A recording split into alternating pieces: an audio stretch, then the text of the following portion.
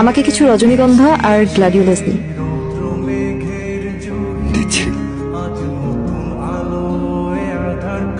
আমাদের বাসার কাছে ওর একটা নার্সারি আছে, পাশাপাশি ইভেন্টও করে। আমার কলেজে একটা নাচের প্রোগ্রাম ছিল, খোপার ফুল কিনতে গিয়ে ওর সাথে দেখা। ও হয়তো জেনে বুঝেই আমার কেনা ফুলগুলোর সাথে কয়েকটা কাঠগোলাপ প্যাক করে দেয়। ওয়াও, কাঠগোলাপ! হ্যাঁ, কেন দিল সে বিষয়ে ঝগড়া করার জন্য পরের দিন আবার ওর দোকানে যাই। আমাকে আপনি কাঠগোলাপ দিলেন কেন? এমনি। এটা কি মেয়েদের সাথে ফ্লার্ট করার সস্তা কোনো কৌশল? না, এমনি দিয়েছি। আপনার যে ব্যাপারটা ভালো লাগেনি তার জন্য দুঃখিত। অবশ্যই ব্যাপারটা আমার ভালো লাগেনি, তবে কাঠগোলাপ আমার পছন্দের। আমি কিছু কাঠগোলাপ কিনতে চাই। কাঠগোলাপ তো আমার এখানে বিক্রি হয় না, এগুলো আমার নিজের গাছের কাঠগোলাপ। এ পর্যন্ত কয়জনকে দিয়েছেন আপনার মন থেকে চাওয়া কাঠগোলাপ? একজনকে। মুখের মধ্যে কথাগুলো কি আগে থেকে গুছিয়ে রাখেন? কথাগুলো তো ডানা মেলবেই যদি ফুলের দোকানে ফুলপুরি নেমে আসে। আমি প্রতিদিনই কাঠগোলাপ চাই, দিতে হবে। আর শুনুন, আমি ফুলপরি বা হেলেন নই, আমি তৃণ। আবির। আমি ওর কথার প্রেমে পড়েছিলাম নাকি আমার চোখের তা জানতাম না, তবে আমরা দুজন দুজনের প্রেমে পড়ে যাই।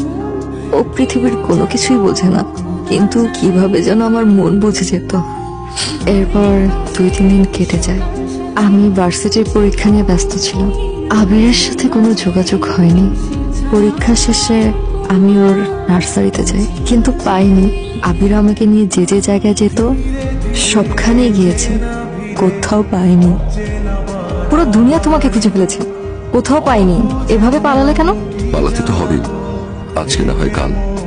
ডাক্তার যা বললেন তাতে আমাদের দূরত্বটাই ভালো, কাছে আসে না। কি বলছো এসব তুমি?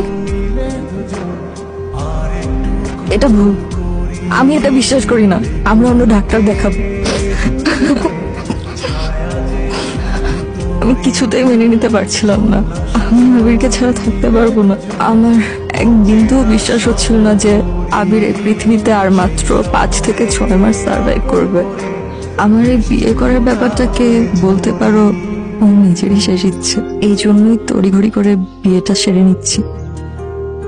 সে আমার অসংখ্য ইচ্ছে না বলতেই পূরণ করে দিয়েছে, আর ওর এই শেষ ইচ্ছে পূরণ করাটা আমার উচিত বলেই মনে করি। সার্জারিটা সফল হলে ডাক্তার বলেছেন 50% চান্স আছে সার্ভাইভের। আর তুই নিজের প্রেমিকাকে অন্যের হাতে তুলে দিচ্ছিস। একটি যে জীবনের বাজি, সে জীবনের আবার মূল্য কি বল? ও ভালো থাক, এটাই আমি চাই। এই তৃণ কোথায়? সাজগোজ হয়নি এখনো? ট্রেন তো বাসায় নেই, ট্রেনকে কোথাও খুঁজে পাচ্ছি না।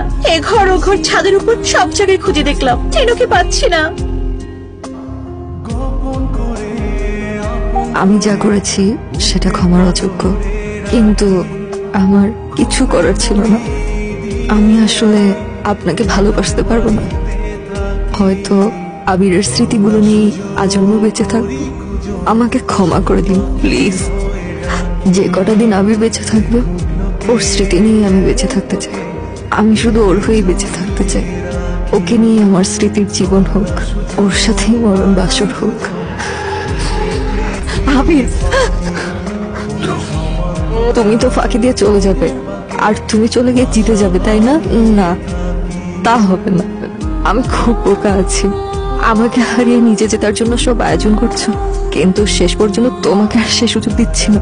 ছোট্ট এই জীবনে যাই আসো, তোমাকে হারাতে চাই না। সারা জীবনের জন্য কারো কাছে থেকে যাওয়া যায় না।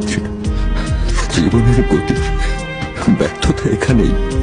ছোট্ট এই জীবনে আর যাই হোক, তোমাকে হারাতে চাই না।